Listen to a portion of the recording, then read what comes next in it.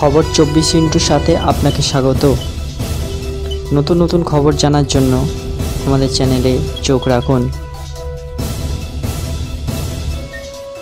নমস্কার দর্শক বন্ধুরা, স্বাগত আমাদের এই চ্যানেলে। উত্তরবঙ্গ থেকে একাধিকবার বালি পাচারের অভিযোগ উঠেছে, এমনকি সেই পাচারে বাধা দিকে আক্রান্তের শিকার হতে হয়েছে সরকারি আধিকারিকদের। এবার ফের দিন দুপুরে নদী থেকে বালি তুলে পাচারের অভিযোগ উঠল, আর এই অভিযোগে নাম জড়ালো তৃণমূল নেতার। উল্লেখ্য, এর আগে একাধিকবার বিরোধীরা অভিযোগ করেছেন বালি পাচারের সঙ্গে জড়িয়ে আছে বিভিন্ন তৃণমূল নেতারা, কিন্তু বরাবরই সেই অভিযোগ খণ্ডন করেছেন তারা। জানা যাচ্ছে, রাজু সিং নামে তৃণমূলের নেতা, তৃণমূলের ব্লক সহ সভাপতি। ঘটনাটি ঘটেছে মালদার রতুরার কাহালা গ্রাম পঞ্চায়েতের শিবপুর ঘাটের ফুলহার নদীতে। জানা যাচ্ছে, নদীর বুক থেকে খনন করা হচ্ছিল বালি, সেই বালি ট্রাক্টরে বোঝাই করে নিয়ে যাওয়া হচ্ছে অন্যত্র। অভিযোগ পেয়ে ঘটনার তদন্ত শুরু করেছে ভূমি এবং ভূমি রাজস্ব দপ্তরের আধিকারিকরা। তবে সেই তৃণমূল নেতা অভিযোগ অস্বীকার করেছেন। এই প্রসঙ্গে কাহলার স্থানীয় বাসিন্দা শেখ সিন্টু বলেন, বিগত কয়েকদিন ধরে ফুলার নদী থেকে বালি খনন করা হচ্ছে। প্রায় 8 থেকে 10 ফিট গর্ত করে বালি খনন করা হচ্ছে। এর ফলে নদীর ভারসাম্য নষ্ট হচ্ছে।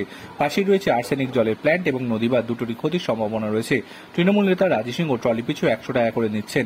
অভিযোগ অস্বীকার করায় রতুয়া 1 নম্বর ব্লকের তৃণমূল কংগ্রেসের সহসভাপতি রাজু সিংহ বলেন, আমাদের কাহলা আশকুল্লা থেকে বাড়াল পর্যন্ত 3 কিলোমিটার পথশ্রী প্রকল্পের রাস্তার কাজ শুরু হয়েছে। ফুলার নদী সংলগ্ন এলাকায় জমিতে প্রচুর পরিমাণে বালি জমে যায়। এর ফলে জমির মালিকরা চাষবাস করতে পারে না। সেই জমির ওপরের বালি অংশটা তাদেরকে কেটে ফেলতে হয়। এই পথশ্রী প্রকল্পের সংশ্লিষ্ট ঠিকাদার জমির মালিকের কাছে ন্যায্য মূল্য দিয়ে সরকারি খাজনা কেটে বালি কিনে নিচ্ছেন। আমি কোনোভাবেই এই কাজে যুক্ত নই। কারা আমার বিরুদ্ধে অভিযোগ করেছে তা আমার জানা নেই। এতে অন্য দলে উস্কানি থাকতে পারে বলে তৃণমূলকে বদনাম করা হচ্ছে। Bureau report.